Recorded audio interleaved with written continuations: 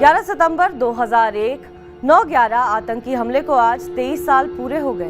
ये वो आतंकी हमला था जिसने न सिर्फ अमेरिका बल्कि पूरी दुनिया को आतंकवाद के उस चेहरे से मिलवाया था जिससे उस समय भारत जूझ रहा था।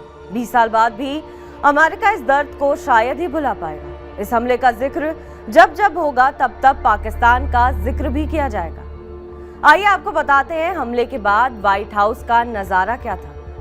अमेरिका में हुए हमलों के समय जॉर्ज बुश राष्ट्रपति थे और वो फ्लोरिडा के दौरे पर थे जब उन्हें वर्ल्ड ट्रेड सेंटर के साथ ही अमेरिका पर आतंकी हमले की जानकारी मिली। इंटेलिजेंस की तरफ से कई महीने से चेतावनी दी जा रही थी कि अमेरिका पर अल कायदा बड़ा हमला कर सकता है।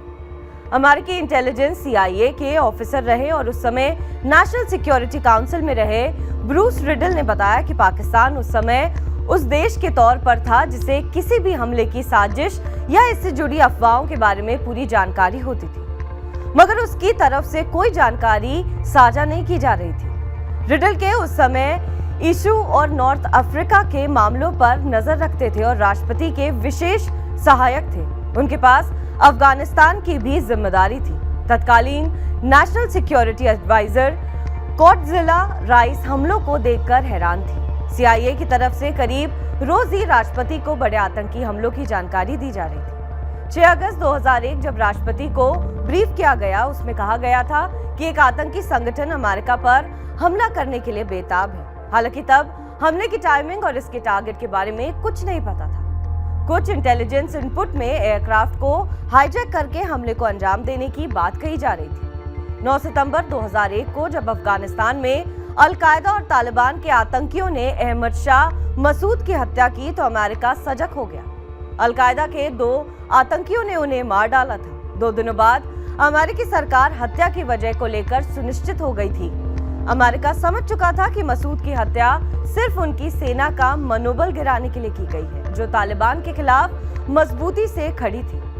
रिडल की माने तो पाकिस्तान में बैठे तालिबान के आकाओं की वजह से ये मर्डर हुआ था। इसका मकसद अफगानिस्तान पर तालिबान का कंट्रोल पूरी तरह से कायम करना था। मसूद की हत्या तालिबान की तरफ से अल कायदा सरगना ओसामा बिन लादेन के लिए तोहफा थी। रिडल की माने तो अफगानिस्तान में तालिबान के साथ हाथ मिलाकर पाकिस्तान ने अपने लिए एक बड़ी जगह बना ली थी। सैकड़ों पाकिस्तानी सैनिकों ने संगठन के आतंकियों को ट्रेनिंग दी और सलाह देने का काम किया। साथ ही हर तरह की वित्तीय मदद भी पाकिस्तान से ही मिली थी।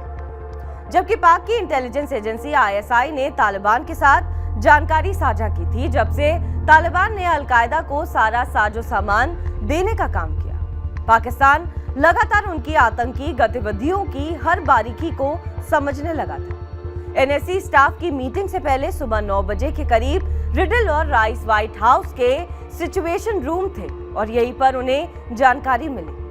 अमेरिका पर हमला हो चुका है। 10 मिनट के अंदर सीक्रेट सर्विस ने व्हाइट हाउस को खाली करा लिया था। हमले वाले दिन ही ISI के डायरेक्टर जनरल वॉशिंगटन आने वाले थे।